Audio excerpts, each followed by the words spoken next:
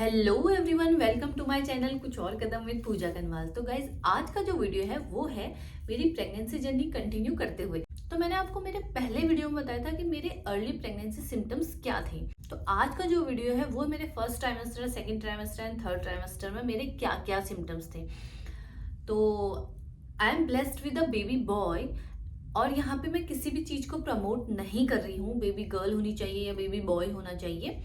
तो और ऐसा भी नहीं था कि मुझे बेबी बॉय चाहिए था या बेबी गर्ल चाहिए थी। मैं चाहती थी बस जो भी हो और वो हेल्दी हो। और गाइस, जैसे मैंने आपको पहले भी बताया है कि हर किसी के सिम्टम्स सेम नहीं होते हैं। हर किसी की बॉडी अलग होती है, तो हर किसी के सिम्टम्स भी अलग होते हैं। मैं अपने सिम्टम्स बस आप लोग के साथ इसलिए शेयर कर रही हूँ ताकि कुछ लोगों की हेल्प हो जाए। क्योंकि जब मैं प्रेग्नेंट थी तो मैं भी ऐसे सिम्टम्स वगैरह जो भी थे वो यूट्यूब पे सर्च किया करती थी। इसलिए नहीं कि बेबी बॉय चाहिए था या बेबी गर्ल चाहिए थी, बस इसलिए कि क्यूरियोसिटी होती है ना, सिर्फ इसलिए। तो ज़्यादा बातें ना करते हुए वीडियो में आगे बढ़ते हैं। तो वीडियो में आगे बढ़ने से पहले मेरे चैनल को लाइक, शेयर एंड सब्सक्राइब करना ना भूलिएगा। तो चलिए वीडियो में आगे बढ़ते हैं। तो जो मेरा सबसे पहला सिम्टम्स था, ये सिम्टम्स है या जो भी इसे कहेंगे, वो है FHR।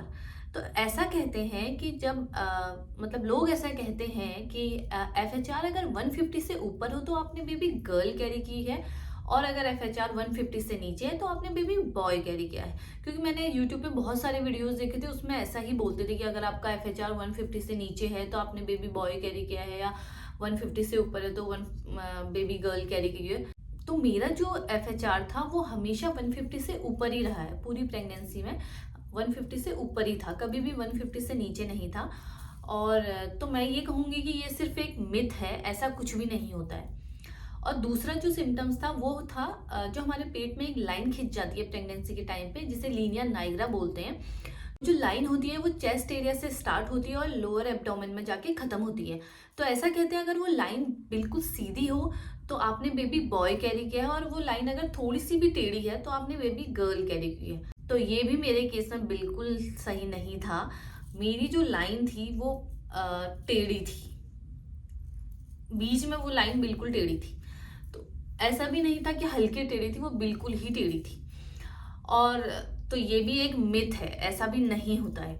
तो जो तीसरा सिम्टम्स था वो ये था कि ऐसा कहते हैं अगर आपने बेबी गर्ल कैरी की है तो आपको खट्टा खाने का मन करेगा, और अगर आपने बेबी बॉय कैरी किया है तो आपको मीठा खाने का मन करेगा।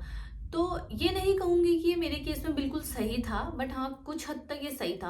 क्योंकि मेरे फर्स्ट ट्राइमेस्टर और सेकेंड ट्राइमेस्टर में ऐसा कुछ भी नहीं हुआ था कि मेरा मीठा खाने का मन कर रहा था या खट्टा खाने का मन कर रहा था। इवन मेरा ऐसा कुछ खाने का मन ही नहीं करता था, मैं बस नॉर्मल घर का खाना ही खाती थी। बट हाँ, मेरे थर्ड ट्राइमेस्टर में, मेरे 8th मंथ में मेरा बहुत ज़्यादा मीठा खाने का मन करता था, और मैं बहुत ज़्यादा गुलाब जामुन और ये सब खाया करती थी। तो ये थोड़ा मेरे केस में सही था। आपकी डिलीवरी पास होती है तो उस टाइम पे आपका मीठा खाने का मन करता है, ऐसा मेरे साथ हुआ था। और जो नेक्स्ट सिम्टम्स था वो था, ऐसे कहते हैं अगर आपने बेबी गर्ल कैरी की है तो आपको वॉमिट बहुत ज़्यादा होगी, और अगर बेबी बॉय कैरी किया है तो वॉमिट नहीं होगी। हाँ, ये मेरे केस में बिल्कुल सही था, क्योंकि मेरा पूरी प्रेगनेंसी में मुझे कभी भी वॉमिट नहीं हुई है। हाँ, मुझे नोजिया फील होता था, अर्ली मॉर्निंग होता था बस, उसके अलावा मुझे कभी भी कोई वॉमिट नहीं हुई। नेक्स्ट जो है वो ये है कि ऐसा कहा जाता है कि अगर आपने बेबी बॉय कैरी किया है तो आपके बाल बहुत अच्छे हो जाते हैं, और बेबी गर्ल कैरी हुई है तो बाल झड़ने लग जाते हैं या फिर अच्छे नहीं रहते। तो हाँ, ये मेरे केस में बिल्कुल सही था। पूरी प्रेगनेंसी मेरे बाल बहुत अच्छे हो गए थे, बहुत शाइन करते थे, और बाल लंबे भी बहुत हो गए थे। तो ये भी मेरे केस में बिल्कुल सही था। नेक्स्ट जो चीज़ है वो ये है, ऐसा कहा जाता है कि यार आपने बेबी गर्ल कैरी की है तो आप ग्लो करोगे, या कई लोग ऐसा कहते हैं कि आपने बेबी बॉय कैरी किया है तो आप ग्लो करोगे। पर मेरे केस में ऐसा बिल्कुल भी नहीं था। मैंने पूरी प्रेगनेंसी कभी ग्लो किया ही नहीं, मेरे फेस में कभी ग्लो था ही नहीं पूरी प्रेगनेंसी। इवन मेरी सेकेंड ट्राइमेस्टर के बाद मेरी बॉडी बहुत ज़्यादा डार्क हो गई थी। मेरा फेस, मेरा टमी एरिया, हाथ पैर सब कुछ एकदम डार्क हो गए थे, ब्लैक। और बॉडी में मेरे बैक पे बहुत ब्लैक ब्लैक पैचेस से पड़ गए थे, जो कि अब जाके धीरे धीरे जा रहे हैं। तो ये भी मेरे केस में बिल्कुल गलत था। मैंने कभी भी ग्लो नहीं किया, मुझे नहीं पता ये सही है या गलत है, बट मेरे केस में ये सही नहीं था। सिम्टम है वो ये है कि ऐसा कहते हैं अगर आपने बेबी बॉय कैरी किया है तो आपके पैरों में बहुत ज़्यादा स्वेलिंग आ जाती है। तो हाँ, ये मेरे केस में बिल्कुल सही था क्योंकि मेरे 8th मंथ से मेरे पैरों में बहुत ज़्यादा स्वेलिंग चालू हो गई थी। पैर ऐसे बहुत ज़्यादा स्वेल रहने लगे थे, थोड़ा चलते थे तो पैरों में दर्द भी होने लगा था। तो ये मेरे केस में बिल्कुल सही था। एंड नेक्स्ट जो है वो ये है, ऐसा कहते हैं अगर आपने बेबी बॉय कैरी किया तो आप बहुत ज़्यादा वेट गेन करते हैं। पर ऐसा नहीं है, ये बॉडी बॉडी पे डिपेंड करता है। पर हाँ, मैंने बहुत ज़्यादा वेट गेन करा था, मेरा वेट 80 केजी तक चला गया था। तो ये भी मेरे केस में सही था।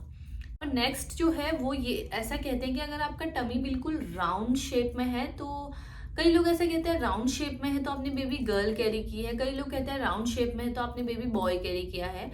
और कई लोग ऐसा कहते हैं कि अगर आपका टमी जो है वो ओवल शेप में है तो आपने बेबी बॉय कैरी किया है। तो हाँ, ये मेरे केस में किसी हद तक सही था कि मेरा जो टमी था वो राउंड ना होके ओवल शेप में था।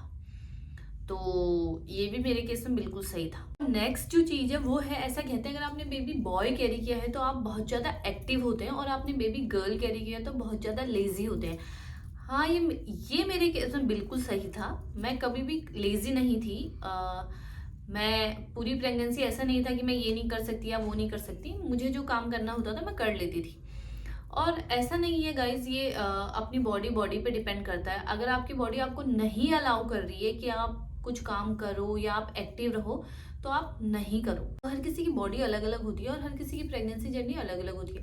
तो आप अपनी प्रेगनेंसी जर्नी को ध्यान में रखते हुए आप जो भी आपको करना है वो सब कर सकते हैं। आप अपने डॉक्टर से कंसल्ट कर सकते हैं। अगर आपका डॉक्टर आपको अलाउ करता है, आपकी प्रेगनेंसी में कोई डिफ़िकल्टीज नहीं है तो आप करिए। और अगर आपका डॉक्टर आपसे कहता है कि आपको रेस्ट करना है तो आप रेस्ट करिए। तो मेरे केस में ऐसा नहीं था।